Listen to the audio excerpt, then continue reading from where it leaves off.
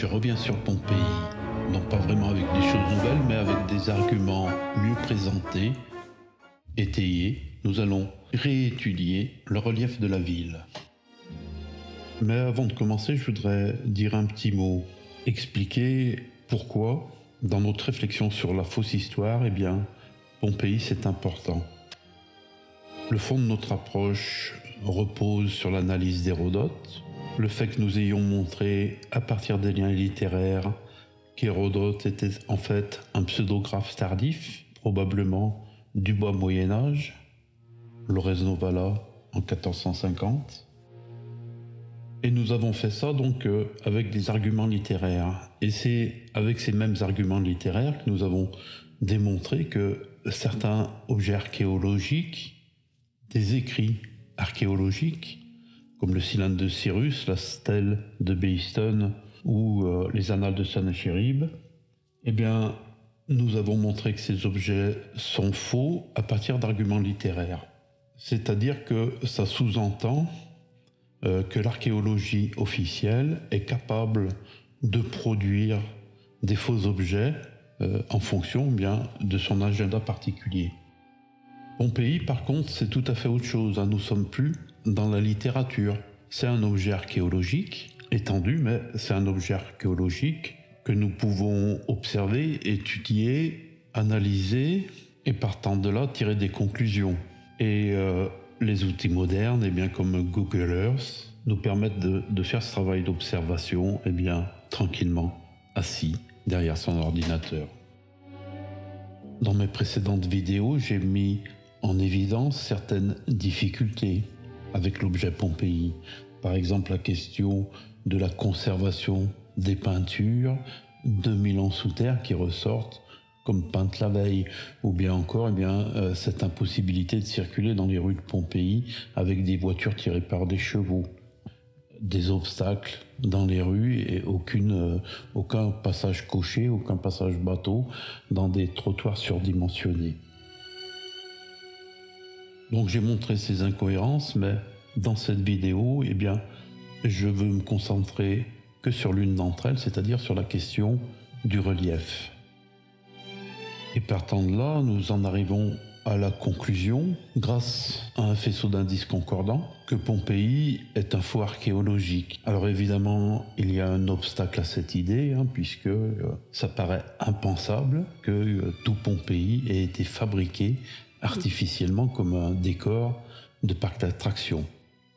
Et il faut bien, avant de pénétrer dans cette histoire, dans cette étude, eh bien, il faut être capable de remettre en cause son jugement et d'analyser les choses eh bien, le plus froidement possible, le plus objectivement possible, et se baser sur des arguments rationnels et démontrables. C'est-à-dire qu'il ne faut pas avoir décidé avant que Pompéi est naturel. En réalité, eh bien, l'être humain vit dans des théories et il fait rentrer les faits eh bien, dans ces théories. Et si les faits ne rentrent pas dans les théories, il invente eh bien, des explications alternatives qui ne bousculent pas les théories. Mais la réalité des faits, eh bien, généralement lui échappe. Et là, ce que je propose, c'est d'abord une étude eh bien, basée sur les faits, sur l'observation de la réalité. Et c'est seulement une fois qu'on a bien observé la réalité qu'on peut en tirer des conclusions. Mais il ne faut pas avoir des préjugés sur la réalité qui nous font décider des conclusions avant d'avoir observé les faits. Deuxièmement, une autre difficulté qu'il y a avec bien les théories que je défends, c'est que une erreur oubliée en quelque sorte, non, c'est une fraude qui a lieu aujourd'hui. Une fraude archéologique en cours. Et que cette fraude archéologique, eh bien, elle ne peut avoir lieu que par la présence de quelque chose qu'on pourrait appeler une mafia, mais qu'on qualifiera plutôt de société secrète, qui travestissent la réalité pour nous faire croire que Pompéi eh bien, est un objet, une ville d'origine romaine, alors qu'elle a été bâtie simplement dans le but de nous faire croire cela. Donc voilà, ceci dit, pour expliciter le contexte. Eh bien donc, nous allons commencer notre visite à Herculanum. nous allons utiliser deux outils qui sont le même, Google Earth, mais Google Earth en version web, ici, hein, où on voit très bien la ville d'Herculanum, ou bien la partie de la ville d'Herculanum qui a été déterrée, avec ici, avec ici la hauteur d'enfouissement. Hein. Et puis nous allons utiliser un autre outil, Google Earth Pro, où on voit que la qualité du rendu 3D est la moindre. On obtient le relief est moins bien rendu, il est devenu courbe, flasque, mou. Mais sur Google Earth Pro, eh bien, on va trouver des outils qui vont nous aider dans notre exploration. Voilà donc Herculanum vu de haut. Nous avons la possibilité avec Google Earth Pro de faire des coupes. Par exemple ici, je fais un trajet de là à là, je valide. Voilà, notre coupe elle est dessinée ici, là on la voit, mais avec le relief un petit peu flasque. C'est simplement la représentation qui est meilleure sur Google Earth Web. Mais sur Google Earth Pro, j'ai la possibilité de tracer la coupe, afficher le profil de dénivelé. Voilà. Donc ici nous avons la coupe sur le terrain d'Herculanum. Alors évidemment c'est pas à l'échelle au niveau des longueurs et des hauteurs, hein, c'est fait pour représenter au maximum les hauteurs et au maximum les longueurs. Donc c'est pas à l'échelle. Par contre ici, eh bien, on voit les altitudes qui sont indiquées. Par exemple, entre deux traits là, on s'aperçoit qu'on a 5 mètres. Et puis on peut mesurer ici les différentes hauteurs par rapport au niveau de la mer. Ici là, on est à 28 mètres. Si je descends au fond de la fouille, eh bien, on est à 18 mètres. Et puis si je remonte en haut, 31, 18, 29.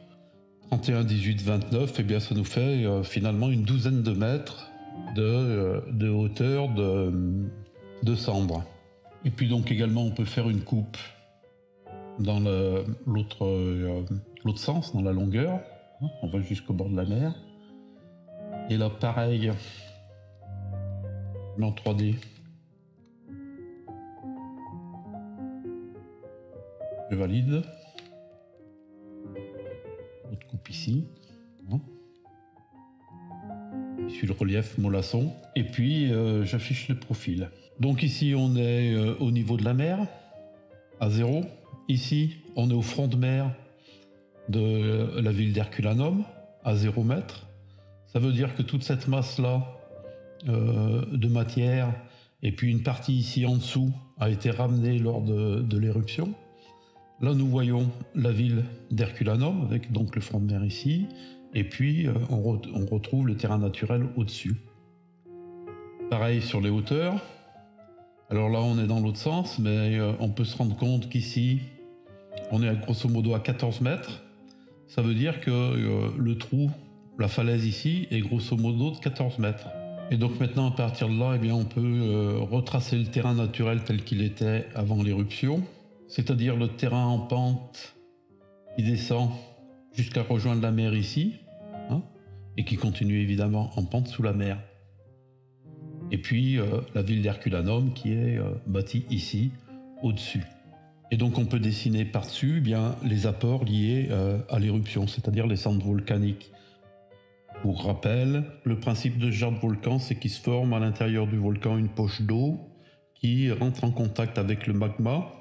Le tout, eh bien, l'eau monte en ébullition, elle crée une surpression et c'est la surpression qui fait éclater le volcan. Il se passe à ce moment-là qu'il y a une grande colonne de matière qui est éjectée très haut en altitude, peut-être 10 km, 15 km, 20 km. Et ensuite, eh bien, toute cette matière projetée en altitude, alors il y a une partie qui est transportée par les vents, soi-disant celle qui va retomber à Pompéi, recouvrir Pompéi, mais la majorité de la matière, en fait, la colonne expulsée du volcan s'écroule sur elle-même, et la matière volcanique vient s'étaler ensuite tout autour du volcan. Elle dévale les pentes du volcan et recouvre tout l'alentour. Et en fait, tout ce mouvement, l'explosion et la retombée des cendres, ça se passe en 24-48 heures. Ça commence un jour et grosso modo le lendemain, c'est terminé. Ou le surlendemain ou plus tard, quoi. Et là, qu'est-ce qu'on nous dit? Eh bien que cette matière qui est retombée, elle a formé finalement le paysage tel qu'on le voit aujourd'hui. Et le paysage tel qu'on le voit aujourd'hui, c'est très, très, très clair. Si on va sur Google Earth Web, eh bien, il n'y a aucune trace de cette falaise sur le terrain naturel actuel. C'est-à-dire que la retombée de matière, qui faisait, donc on l'a vu, à peu près 12 mètres de hauteur, et qui sur le front de mer, eh bien, fait 12 plus 14, c'est-à-dire 26 mètres de hauteur, eh bien, cette matière de 12 mètres d'épaisseur a réussi à gommer complètement la falaise de 14 mètres.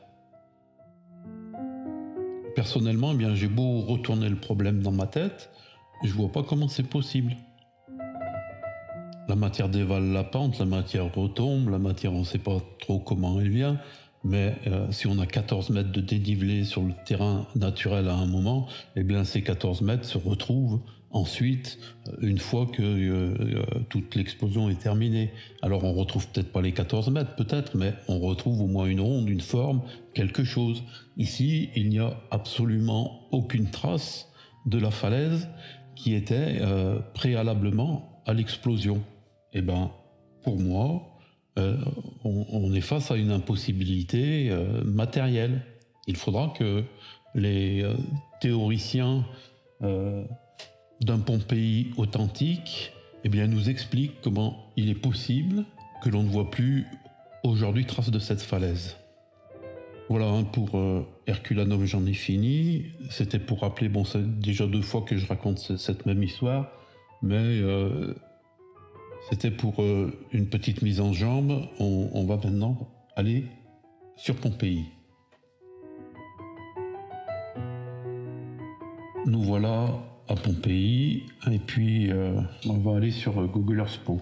La 3D ici, donc qui présente les mêmes défauts, on le voit ici, là sur le bordure de la ville, qui présente le même défaut que sur Herculanum, c'est-à-dire avec un relief qui est un petit peu flasque. C'est lié évidemment à l'imprécision du modèle de terrain, où on n'a qu'une mesure tous les 50 ou tous les 100 mètres, j'en sais rien, et ça donne cet aspect mou qu'on ne voit pas sur Google Earth Web, où la représentation est beaucoup plus efficace. D'autant qu'ici il y a encore la 3D qui est représentée. Donc voilà Pompéi qui est doté lui aussi donc d'une falaise ici là qui fait le tour ici grosso modo, et qui correspond également à l'ancien front de mer, c'est-à-dire qu'avant l'éruption, eh bien l'eau recouvrait toute cette zone qui est ici en bas, quoi. Donc je retourne sur Google Earth Pro. Alors sur Google Earth Pro, il y a une fonction intéressante qui permet d'augmenter la hauteur de relief, de renforcer l'effet du relief. Outils, options, facteur d'élévation, redimensionnement, x3, c'est le maximum, appliqué. Ouf. Ok. Donc on voit la même chose mais accentuée. Donc on voit que la ville de Pompéi elle-même ondule en fait, elle est toute bosselée, mais c'est lié à l'imprécision évidemment des mesures, et imprécision des mesures qui sont augmentées par la multiplication par 3 des altitudes. On peut voir par exemple au niveau des arènes, elles sont toutes disons de guingois. Donc maintenant qu'on a fait ça, pour comprendre le site, on va prendre un petit peu du recul, je m'éloigne. Et on s'aperçoit en tournant autour de notre site, c'est que Pompéi en fait est situé sur une particularité géologique, je dirais, une espèce de bosse, de boursouflure qu'on voit là au milieu, sur lequel était la ville. Hein. On voit très nettement ici. Donc je le grise pour le faire voir. On voit très nettement ici bien cette espèce de bosse. On peut tout à fait la visualiser même en plan parce qu'elle est très marquée au niveau même de l'occupation du sol, hein, puisque elle est limitée ici par cette route qui descend ici, elle tourne autour de Pompéi, elle revient là et puis elle se ferme ici.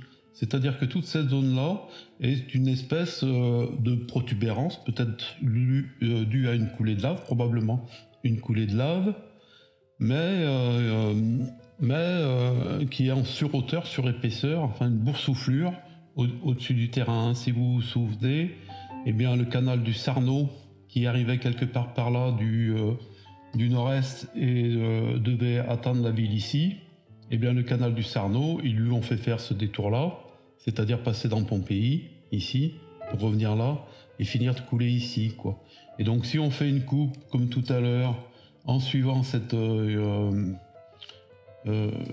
part en part de cette butte, je valide afficher le profil du dit nivelé. Et ben, on voit ici la butte comme ça qui redescend dans cette direction, en direction du bord de la mer. Mais on a une butte très marquée. Et je peux cette butte là aussi, eh bien, la couper dans le sens de la longueur, disons en venant d'ici jusque là. Je valide et j'obtiens de la même façon la coupe. Donc on voit très bien que la pente du Vésuve elle est ici, c'est-à-dire que ça aurait dû s'écouler normalement, et la butte finalement c'est toute cette surépaisseur ici avec la falaise du bord de mer de Pompéi, là. Hein, Pompéi donc se trouve, on voit la flèche qui se déplace de là à là, dans la pente. Mais tout ceci forme la butte sur laquelle elle est. Et puis, ce qui est particulier, c'est qu'on voit que, eh bien, cette butte, même au niveau de l'urbanisation, elle n'a pas été urbanisée comme le reste à l'extérieur. Donc ça, c'est la première remarque. Donc je vais tracer sur la ville de Pompéi ce qu'ils appellent un trajet et qui permettra de mieux voir le relief.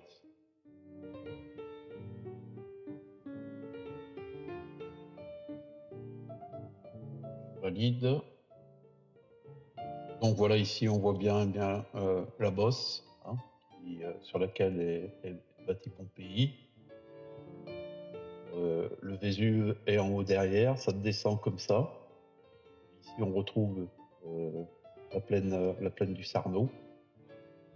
Quand ils ont fait l'aqueduc du Sarno, ils venaient d'ici, ils sont passés là, ils ont tourné comme ça, ils ont contourné la butte, ils ont traversé Pompéi à peu près par là.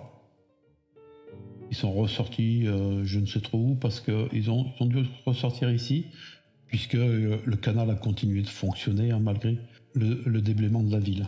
Donc ils partaient par là et ils finissaient sur Torre del Greco ici. Donc dans notre exploration, eh bien, on ne va pas s'intéresser à cette partie-là qui est la partie avec les falaises parce que on ne peut pas en tirer beaucoup d'indications. On va s'intéresser à 4 endroits. À cet endroit ici où, d'après ce que j'ai raconté la dernière fois, on s'aperçoit ici qu'on a au milieu donc une sorte de talweg qui descend. Et là, ils ont créé un effet pour donner l'impression que Pompéi passe sous le terrain naturel. Donc, on va regarder ce qui se passe à cet endroit-là. On va regarder ce qui se passe à cet endroit-là où, entre la ville de Pompéi et le terrain naturel ici, on a une fosse qui a été créée de façon artificielle. On va s'intéresser aux arènes, l'amphithéâtre ici, aux arènes, voir ce qui se passe. Et puis, en dernier lieu, on va s'intéresser au nord de Pompéi, vers les remparts. Ce sont les remparts. On va voir également ce qui se passe à cet endroit-là.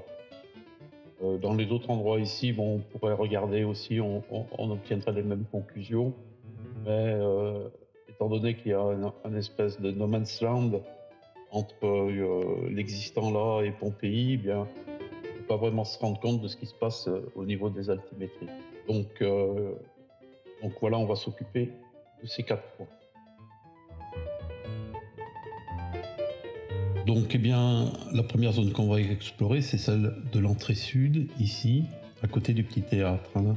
On a ici une rue en pente, le Vésuve est là-haut, et on a l'impression, quand on est dans cette rue, on va aller voir, voilà, le Vésuve est en haut de la rue, là on a une très belle rustine, et puis ici on regarde en descendant la rue, et on a l'impression que la rue, elle passe sous le terrain naturel qu'on voit ici. Par contre, on voit très nettement quand on regarde le terrain. Je vous rappelle donc là que les hauteurs sont accentuées x3, ce qui rend disproportionné les différences de niveau, mais c'est ce qui permet de voir les choses plus clairement. Donc ici, on voit très très bien qu'on a une espèce de cuvette, de creux. Regardez la rue comme elle descend ici, et ensuite elle plonge. Je vais tourner pour...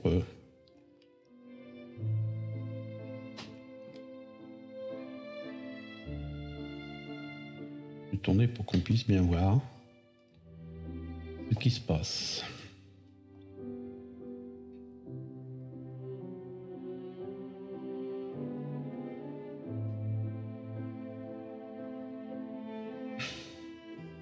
Alors on va reprendre par-dessus. Et puis on va refaire, comme on a fait tout à l'heure, eh bien, une petite coupe.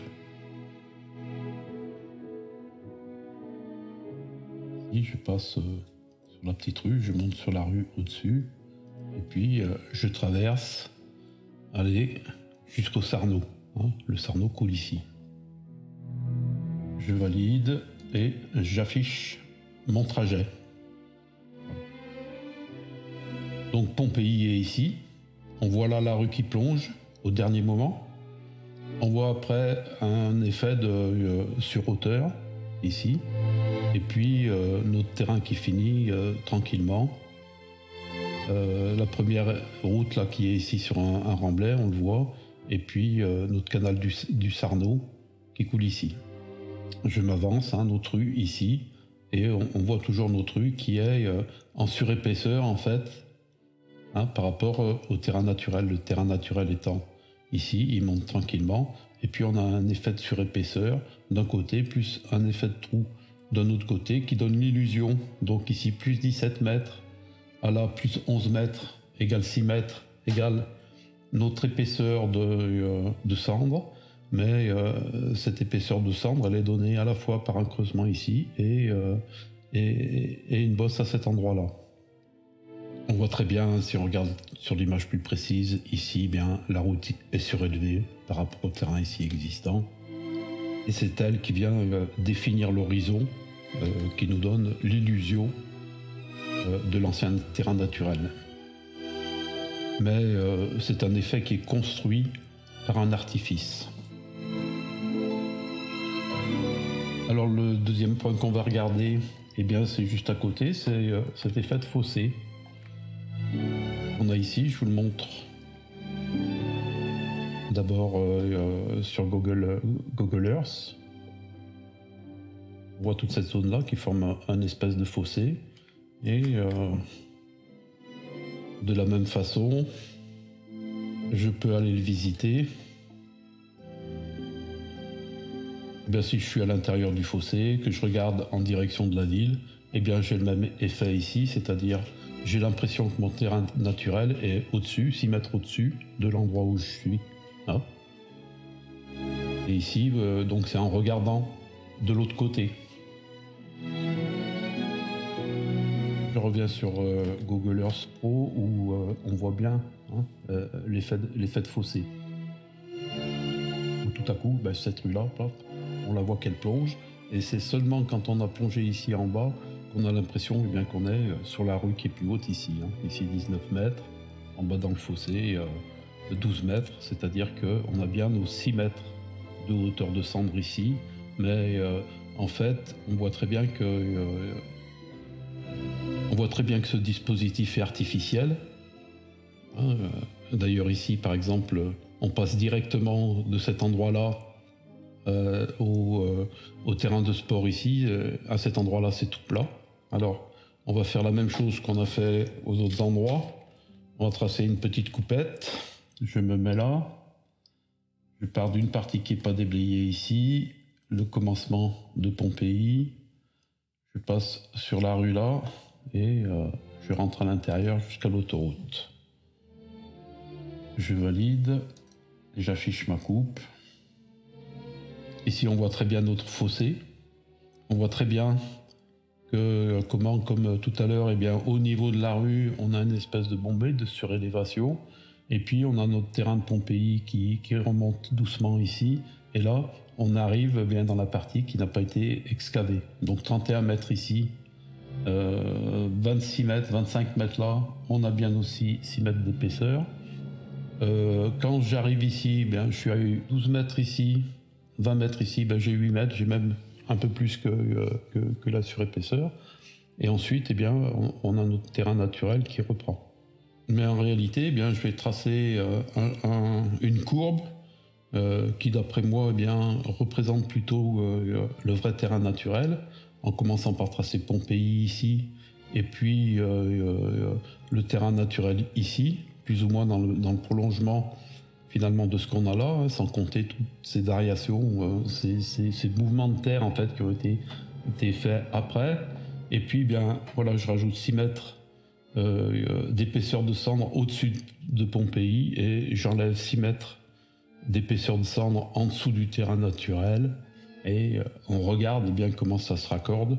On voit qu'en réalité, le terrain naturel de la ville de Pompéi est égal au terrain naturel existant. Je peux faire une autre petite coupe un peu plus loin qui passe et des arènes.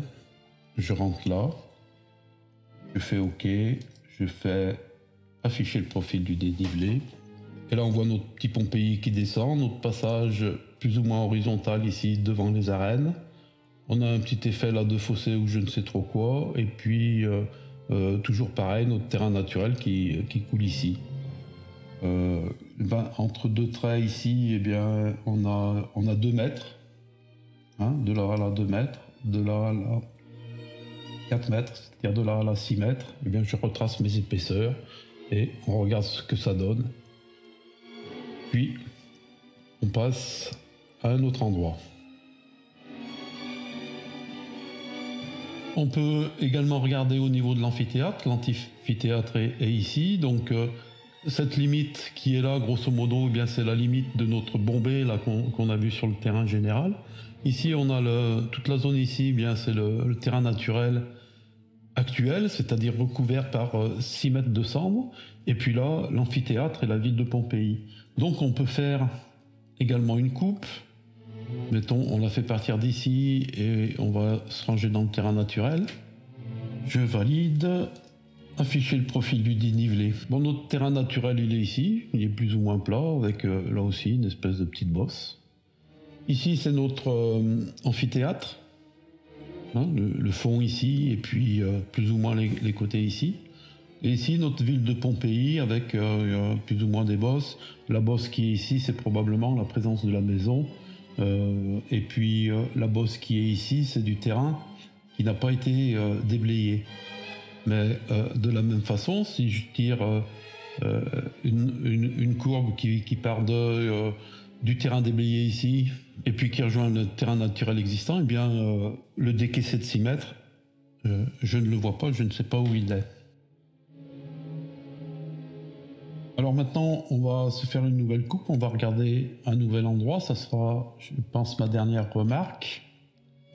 Mais vous verrez qu'elle est tout à fait caractéristique. On vient ici, donc grosso modo au nord de Pompéi, le Vésuve au-dessus, on est dans la pente qui va du haut ici vers le bas. Et puis ici, cette ligne ici, là, c'est une muraille, c'est les murailles de la ville. L'entrée se faisant ici, ici on a une porte. Et puis donc je vais faire une coupe. pareil. Reculer un peu. Donc on va se reculer un peu et je fais une coupe de là à là. Je valide. Afficher le profil du dénivelé. Donc voilà mon profil. On a le terrain naturel existant ici. On a le terrain déblayé ici, c'est-à-dire 6 mètres plus bas que le terrain naturel existant. Et puis là, ici, on a une espèce de butte, un merlon en terre, qui se termine par les murailles. La muraille est ici. Et ici, on a un merlon en terre, qui fait que quand on est dans la ville ici, eh bien, on a l'impression qu'il y a une espèce de remontée. C'est remonté, puisque quand on est dans la ville de Pompéi, on est finalement 6 mètres sous terre, 6 mètres sous le terrain naturel. Mais ce merlon, eh bien, il va pas plus loin. Derrière, il retombe très vite. De sorte qu'on voit bien que ici, le terrain naturel existant d'aujourd'hui est le même, à très peu de choses près, que le terrain déblayé de la ville de Pompéi. Alors que, encore une fois, ce terrain déblayé devrait se retrouver 6 mètres en dessous. Ici, sur cette coupe, entre deux traits, on passe de 45 à 42, ça fait 3 mètres. Ça veut dire que 6 mètres, ça correspond à une épaisseur de 2 traits. Donc, d'ici à là. Eh bien, on voit très bien que ça colle pas, que nous sommes face à une fraude, à une tricherie, à une arnaque. Alors pour finir, eh bien, on va regarder deux dernières coupes vite fait. On va regarder ce qui se passe sur cette entrée, donc pareil, donc trajet par ici, là, je traverse, valide, afficher le profil du dénivelé. Donc ici, bien, on a encore un effet de fossé. On a ici une petite bosse, on ne sait pas ce que c'est, on s'en fout. Et puis on a encore là, eh bien, un effet de merlon. Et puis notre terrain naturel qui descend comme ça en direction de la mer. Donc pareil, eh bien, je trace mes épaisseurs et on constate que ça ne colle pas. Et puis la dernière, eh bien, on va regarder ce qui se passe vers cette entrée. Et cette entrée qui plonge entre des montagnes de cendres ici, qui descend. On va jusqu'au bout. On est bien sur le site de Pompéi là.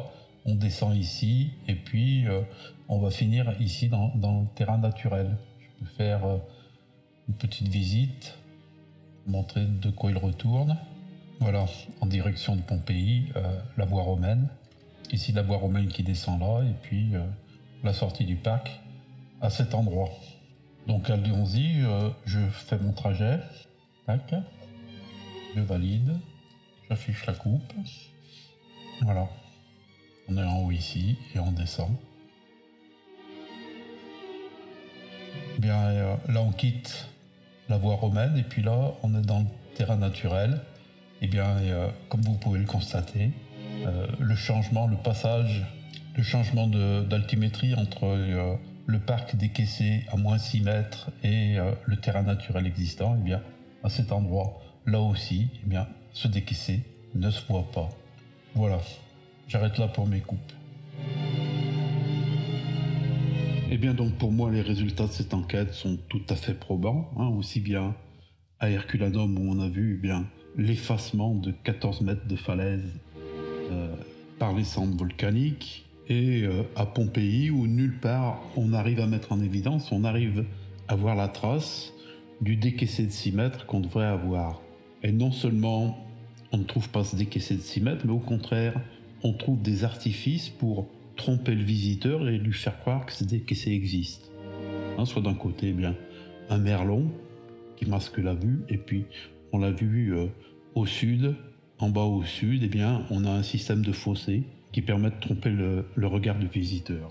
Donc, eh bien, quand on ajoute cette étude aux précédentes, sur les problèmes d'urbanisme, l'impossibilité de rouler avec des voitures à chevaux à l'intérieur de Pompéi, des incohérences urbanistiques en maint endroit, des peintures dont on ne comprend pas comment elles ont pu se conserver, ou encore même ces fameux thermopoliums qui sont un contresens au point de vue de la cuisine.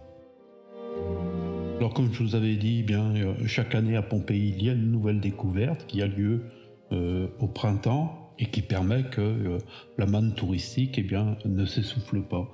Et donc cette année, on connaît le sujet, puisqu'il a déjà été dévoilé. Il s'agit de la première lecture des papyrus d'Herculanum. Ces papyrus, je vous en ai déjà parlé dans ma première vidéo, Mystère à Pompéi. Ça sera l'occasion de revenir dessus, mais ça sera cette fois dans une prochaine vidéo. Et puis, on fera enfin une nouvelle vidéo qui récapitulera. Et puis on fera enfin une nouvelle vidéo, une dernière vidéo, qui récapitulera tous les points problématiques qu'il y a à Pompéi et qui permettent de conclure sans aucune hésitation que Pompéi n'a pas existé, est un canular archéologique. Un canular archéologique vivant, puisqu'il est encore en cours. Voilà, je vous remercie de votre écoute, je vous remercie de votre patience, et je vous dis à bientôt.